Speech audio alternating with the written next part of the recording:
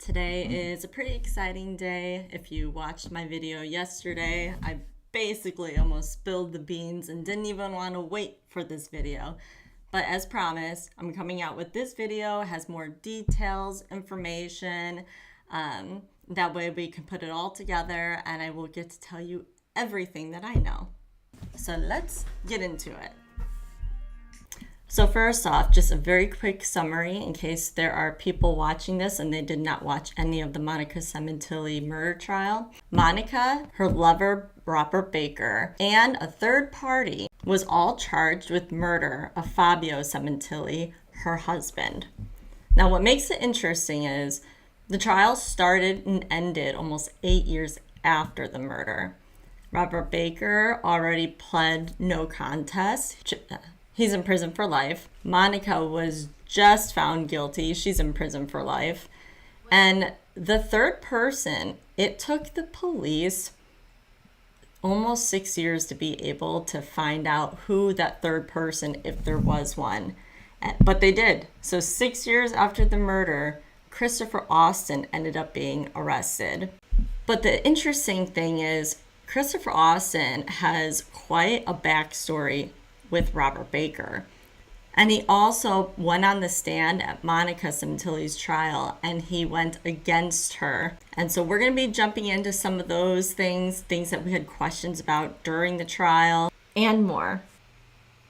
Chris has two other siblings, a brother and sister. I might be a little off with that. There might be another one. But from what I could tell, I saw two others. So I'm sticking with that. I could not find much on his mom, but I did see a little bit for his dad, and his dad is still in the Carolinas. I do not think his mom and dad are together. His family is from the East Coast, but it's very interesting because Chris, during high school, lived with Baker for all of high school. And Chloe personally thinks it was from that Baker began to maybe groom or start to do these mind games, something. But she thinks that was going on while he was still young. You know, this guy is basically an uncle to him, if not closer. Although Chris says that there was no favor, he wasn't forced to do it, there wasn't anything like that, but that it took all of this to really fundamentally be able to take a look at Robert Baker and realize all of either the lies or horrible conduct. And I think I liken it to a parent situation because they always say growing up, you look at your parents as if they're superheroes or the perfect, the best things ever. And then you grow up and you realize that they have so many flaws and there's so many things they're dealing with. So I think Chris is kind of getting in that phase, realizing that how he viewed Robert Baker is not how he should be viewed. He definitely, in some of these cases, was a major predator. And I agree. I think he definitely used Chris. I think it sounds like he used a lot of people in life in general. So I'm going to go and read over most of our text messages. I'll skip the ones of me writing her and her planning and asking Chris. We'll go from after that. So if you didn't know, she was dating Chris when this all went down. He told her a lie. He knew why he was going to California for Baker, but he didn't tell her that. They had been dating at that time. After the murder, they got married and had a baby and then arrested. So it's definitely like boom, boom, boom. And she is a nurse and her family unit seems to be very, very tight. She was describing just how great her family is, and they're really pulling things together for her and helping to take care of her baby, all the things, because what a crazy situation, right, for her. They are still married. She is not separating or divorcing him or anything. Okay, so as I said, one of her responses was going over why he thinks it would be a bad idea to do an interview. And it makes sense. She was saying that he had just gotten out of a previous relationship she had been cheating. Chris was like torn apart, brokenhearted, really struggling in that. He and Chloe had not been dating very long when this all happened. On top of that, he was having a hard time paying bills. It was just all probably closing in around him, I think. That's kind of the view I'm getting from it. That it was just very bad. Everything closing in, making poor decisions was probably just because of his mental state of all the things. And so the struggling with money makes sense because what I have seen that Chris was up to was we already knew he was a correctional officer, but he also was doing music on the side, and he is a singer. And, that's not only fun, but also it was in hopes just to get some extra money flowing in because he was concerned that he didn't have enough for everything. Goodbye. They gained a lot when they left me. At some point, he was either living at his friends on the couch or he was sleeping in a car. And so there was a lot of things going on at that time. Now, when I came across this, I had the thought of, well, that didn't age well. And I stick with that. Did not age well. However, Chloe said that their families have all really gotten tighter and closer together.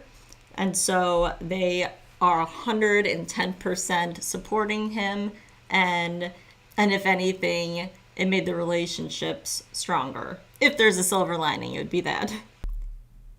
Now, she doesn't know this, but she actually said something that really rang a bell for me. I have constantly said during trials, life in general, that one of the scariest types of people that there are people who do not have anything to lose. And she was saying that's how he was manipulated, and that was a father figure, and so it just all was stacking up for him in a bad way. But that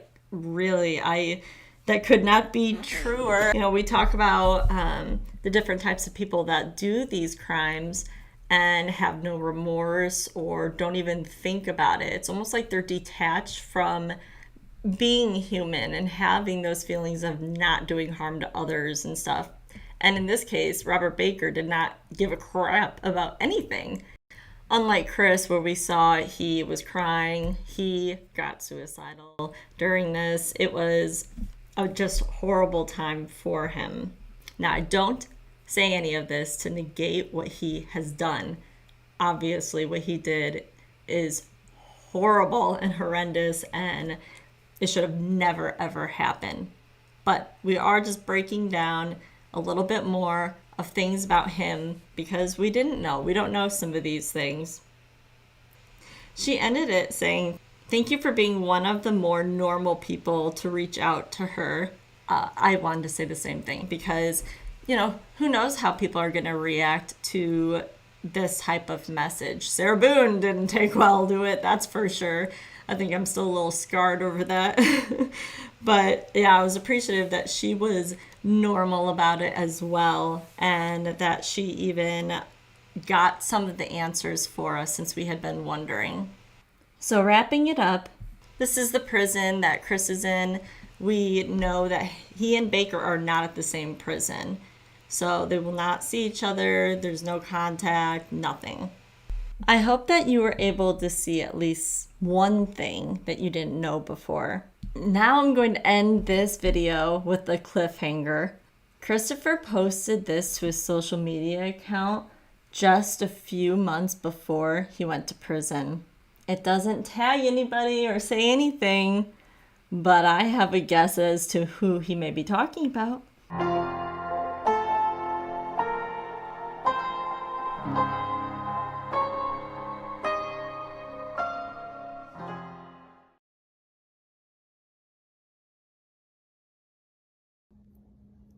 Happy New Year. Good morning. I forgot. My gel came in and it's tasty. Super scrumptious, actually. I ordered 2 jars of this. So thank you, Ebony. Appreciate you. Y'all go get your sea moss gel by E Herbal. Sorry, forgot. Almost messed up. Happy New Year.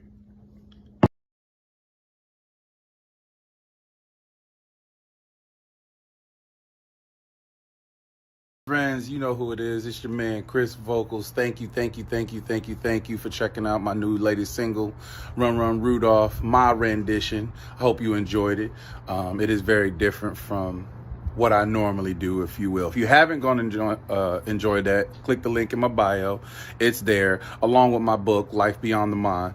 Go check that out also. Order that. It's the holidays, so it'll make a great Christmas present. I'm going to be dropping a video fairly soon about, hopefully later on tonight. It's all done, edited out. And it's just going to give you the process of really creating that song. So you're going to get me messing up in the studio, raw vocals in the studio, and just my thoughts out loud. But anyway, yeah, hope you enjoy. Happy holidays, happy vocal holiday, happy Kwanzaa, happy Hanukkah. I think Hanukkah is over. I could be wrong, but if I'm not wrong, happy Hanukkah, and I'll see you next year.